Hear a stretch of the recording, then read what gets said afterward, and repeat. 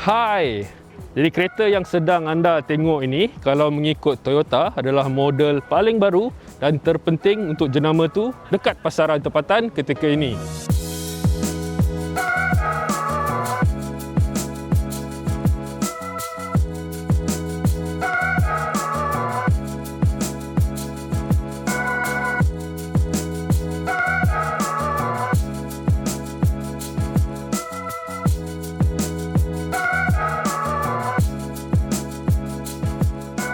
Kalau kita tengok barisan penawaran model Toyota sebelum ini, untuk SUV dia ada RAV4, tapi RAV4 ni kalau varian paling atas je pun harga dah lebih 200,000, jadi mahal. Tapi sebelum tu pula dia ada satu crossover SUV, kita semua tahu CHR. Tapi ada masalah sendiri juga CHR ni, sebab dia memang stylo, ranggi dan sebagainya. Tapi sebab dia CBU, harga dia pun mahal, 140,000 macam tu. Waktu dia perkenalkan tu nak lawan dengan Honda HR-V pun tak boleh. Sebab harga disadvantage, kedua dia punya kelengkapan kosong. Maka untuk itu perkenalkan Corolla Cross. Dan dalam video ni saya nak bawa korang jalan-jalan dan drive sikit kereta ni untuk tengok apa yang dia ada. Toyota Corolla Cross ni, kalau ikutkan Toyota sendiri, dia kategorikan SUV ni dalam C segment. Tapi saya rasa untuk kita mudah faham, lagi senang untuk tengok Cross ni sebagai kompetitor atau pesaing yang akhirnya sampai untuk model Honda HR-V. Itu dah 6 tahun lepas model tu ada. Jadi apa yang menarik tentang Corolla Cross ni? Pertama sekali saya rasa mungkin nak sebut tentang platform kot. Dia gunakan TNGA, itu platform generasi baru untuk kereta Toyota. Yang ini bukan yang pertama, sebab sebelum ni ada Camry, ada Altis pun dah pakai, Corolla Altis dah pakai, CHR dulu pun dah pakai platform ni. Jadi ini lanjutan dia lah. Jadi kenapa nama dia Corolla juga? Kalau kat Malaysia ni satu yang stick dengan nama Corolla ni Altis lah. Itu pun dia orang dah nak panggilkan sebagai Corolla sedan lah. Altis tu slow-slow dah tak nak digunakan. So ini versi SUV dia. Dia tak ada persamaan sangat pun dengan model tu. Bukanlah maksudnya yang tu sedan, ini SUV. Yang menggunakan nama Corolla tu sebab dia orang menggunakan platform TNGA C, maksudnya untuk segmen yang C. Jadi untuk saya nak mulakan juga dengan tengok image ataupun reka bentuk kereta ni lah. Saya agak suka sebab dia, kalau tengok dari luar tu, grill dia banyak-banyak yang besar dan lebar. Dia bukannya tirus dan tinggi walaupun dia SUV, tapi dia tak juga serendah macam yang biasanya orang panggil crossover punya design tu. So dia ada that shape SUV tu, tapi dalam bentuk yang lebih streamline lah. Tengok grill dia, tengok dengan saiz besar dia, kalau tengok muka depan itu dia lebih lebar, lebih rendah. So saya rasa itu ada satu image yang tersendiri jugalah untuk Corolla Cross ni. Toyota Corolla Cross ni untuk pasaran tempatan ditawarkan dalam dua variant. Satu paling rendah dia G dan paling tinggi V. Yang kita bawa ni, yang anda tengok dalam video ni adalah variant paling rendah dia lah, iaitu G. So itu kena ambil maklum sikit. Dari segi penawaran, misalnya beza antara G dan V ni, untuk G ni yang basic ni digunakan lampu halogen lah, dan campur sebenarnya ada fog light untuk LED. Kalau kat belakang tu combination LED dan bulb biasa. Cuma untuk yang V nanti dia lebih lengkap dengan full LED dekat depan. So itu beza-beza antara visually je lah. Tapi saya agak suka tengok sebab rekaan, contohnya lampu depan tu dia dah tirus sikit. Macam saya cakap tadi, grill besar dengan kemasan grill yang ada hitam berkilat tu, itu pun nampak agak kasih dia bangkit lah, seri sikit lah untuk kereta ni. Dia bukan sebuah SUV yang boring lah. Untuk engine, transmission, ini satu lagi kenapa dia panggil nama Corolla lah, sebab dia share benda-benda tu daripada model sedan dia tadilah. Enjin yang digunakan 1.8 liter. Output dia dalam 139 PS dan 172 Nm torque. Kalau dibandingkan dengan versi sedan tu, yang SUV ni berat dia tambah 40 kg je. So dia tak adalah banyak sangat berbeza tu kan.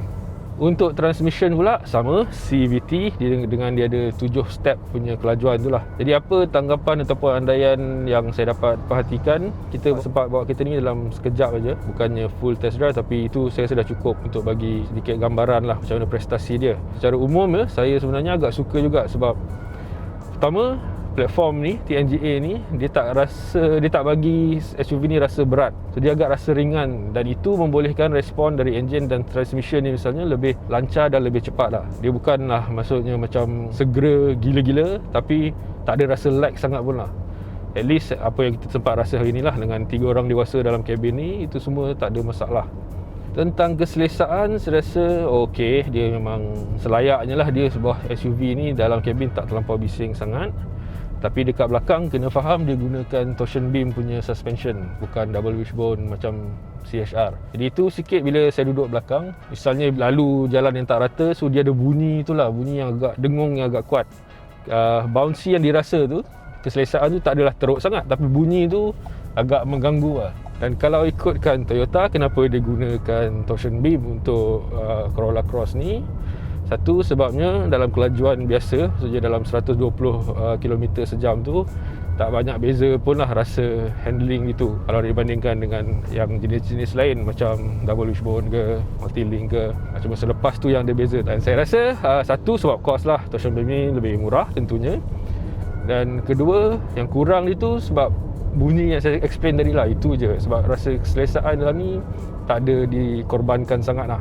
Ruang dalam dia pula, saya rasa satu benda yang saya suka sebab dia semua hitam. Sampai ke headlining apa semua dia pun dalam warna hitam. Rekaan dia kalau tengok dashboard apa semua ni, kalau korang pernah tengok kabin Altis, dia memang hampir mirip samalah dengan Altis tu. Cumanya lagi satu yang kurang best sikit saya rasa untuk sebagai SUV dalam range yang macam ni, Toyota masih banyak lagi gunakan material hard plastik, misalnya macam kat atas papan muka ni. Tapi kalau tengok lagi atas pintu punya panel ni, itu semua dia lembut sikit dah, soft touch termasuk ke panel belakang pun sekali. Lagi pasal rekaan dalaman dia, saya secara peribadi sangat suka sebab dia ringkas, dia tak banyak kelang kabut dia semua relax, dan line-line yang ada pun clean. Macam kemasan krom dekat corong aircon tu, bukaan dia besar lah aircon ni, tapi dia simple je, line simple dan juga kemasan pun simple. Utama juga dekat tengah ni, satu skrin besar ni 9 inci ni, dia punya appearance atau visual dia pun sangat senang nak tengok, tak ada masalah. Dan di bawah dia pula tempat aircon punya kawalan tu pun, walaupun ada dua tombol, tapi keseluruhan ruang tu saya rasa sangat kemas lah. Dia tak ada terlampau banyak elemen design dan semua. Kalau ada butang-butang tu pun sangat kecil. So untuk meter pemandu, untuk yang G ni tengok memang ada dua dial lah, analog punya dial, simple je. Kat kanan sekali tu ada paparan untuk maklumat pemanduan. Sangat simple, straightforward, tapi dalam masa yang sama juga dia jelas lah, mudahkan untuk orang tengok kan. Jadi kalau nak recap sikit lagi apa benda prestasi pemanduan SUV Corolla Cross ni, saya rasa dia agak menarik. Dia bagi satu handling atau kendalian steering misalnya kat corner apa semua tu, dia tak rasa mengelabah sangat lah. Dia rasa tegap, dia rasa cukup yakin. Kecuali yang saya sebutkan bunyi, kalau misalnya laluan yang ada hadangan line tu, bunyi dekat belakang tu agak kuat dah, tapi tak mengganggu pun. Maksudnya lantunan tu tak ada terlebih sangat ke apa, tak. Just that bunyi dia tu lah sedikit bagi kurang senang dalam kabin lah, terutamanya untuk orang yang duduk kat belakang lah. CVT tak ada apa, sangat simple macam CVT biasa. Cuma kalau perlu juga nak potong ke apa, boleh tukarkan ke mode manual itu dan boleh tolak tambah gear sendirilah. Dia ada 7 step semuanya. So kalau perlu untuk lebih respons, boleh buat sendiri. So kalau tak ada, biar saja dekat auto.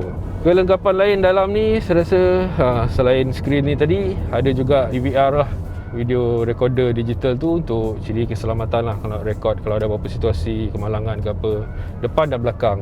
Kat belakang optional. Sebagai penumpang pula, kalau duduk dekat belakang, satu benda yang saya perasan nampak adalah, misalnya nak dibandingkan dengan CHR, dia punya ruang ataupun dia punya rasa kat belakang tu lagi selesa. Sebab kan panel ni, dia punya kedudukan shoulder line untuk SUV ni dia lagi rendah lah.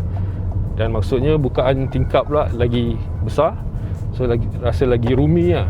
Sebab kalau CHR tu, kalau siapa yang pernah duduk, dia rasa kita macam kalau duduk belakang tu tenggelam lah, dengan line dia sangat tinggi, tingkap dia kecil. So rasa kalau orang-orang yang lemas sebab ada kat tempat sempit, dia akan buat kita rasa macam tu lah. Itu satu kekurangan dekat CHR tu. Untuk ruang, saya rasa berbanding CHR, ini jauh lebih baik. Visibility pun sangat senang, sangat luas dan tak ada masalah. Tengok side mirror pun memang besar, boleh tengok sampai jauh kalau ada blind spot apa semua. Jadi nak tambah sikit pasal hal dalam kabin ni tadi, satu benda yang perlu juga saya sebut adalah dia punya bunyi bising tu lah. Bila kita bawa makin laju, memang wind noise dari luar tu tak kedengaran sangat, tapi bila semakin laju bertambah apa tu akan lagi ketara lah. Tapi dalam kelajuan yang standard, yang biasa ni, dia tak ada mengganggu sangat. Tapi yang masalah saya adalah dekat bunyi tayar lah. Sebab yang G ni saiz 17 inci rim dia gunakan tayar Bridgestone Alenza. Jadi bunyi tayar dekat dalam kabin ni, walaupun dalam tar yang biasa, apatah lagi dengan yang jalan yang tak rata apa semua tu, dia rasa sangat, untuk saya rasa kuat lah. Dia macam tak ditebat dengan baik, so agak mengganggu keselesaan lah. Sebab yang lainnya tu dah macam best dah, so itu ada sedikit mengganggu.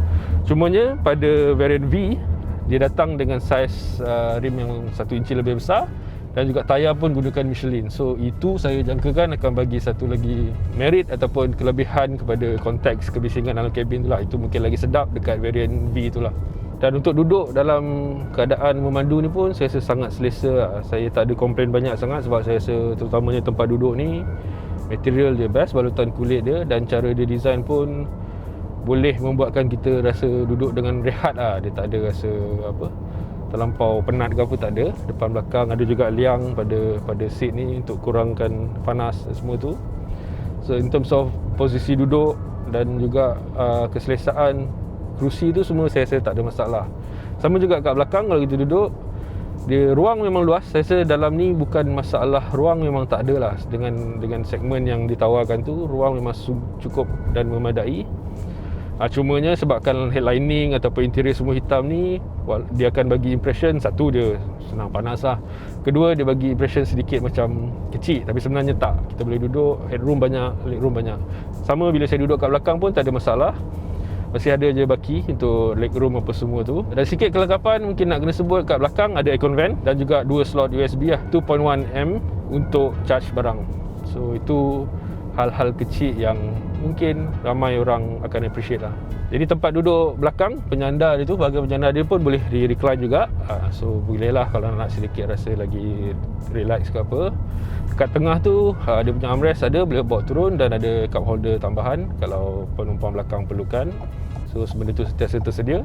Kalau tak nak guna, boleh lipat je macam biasa, tak ada hal. Isofix apa semua tu, itu standard lah, memang ada lah pada semua kereta Toyota kan. Apatah lagi ni Corolla Cross ni memang Asian NCAP 5 bintang apa semua. So itu bukan isu, dan tak perlu sembang banyak lah, memang lengkap. Jadi untuk ruang barangan, ruang boot kat belakang pula, ini dalam kelas dia mungkin saya rasa yang terbaik lah kot. Sebab dia akan bagi dengan seat kat belakang tu macam biasa, dia sediakan dalam 440 liter kapasiti barang. Misalnya kalau dah dapat idea sikit, untuk Honda HR-V dia kurang sikit, 437 macam tu. So ada 3 liter lah lebih sikit, untuk jadikan Corolla Cross ni lebih baik dalam kelas dia. Satu hal lagi pasal skrin ni, dah besar, cantik apa semua, dan ini mungkin sedikit menggembirakan lah pada orang-orang yang suka gadget-gadget ni, sebab dia ada support untuk Apple CarPlay dan juga Android Auto. Satu lagi ciri yang kena sebut juga dekat skrin besar ni, sebab dia dah cantik, lebar, dia bagi juga kamera untuk 360 lah, untuk kita tengok keadaan kereta kita ni. Kelebihan ciri ni, kalau kita tengok dekat skrin tu, dia boleh pilih angle atau sudut pandang mana yang pemandu nak lah, just untuk double confirm ke apa.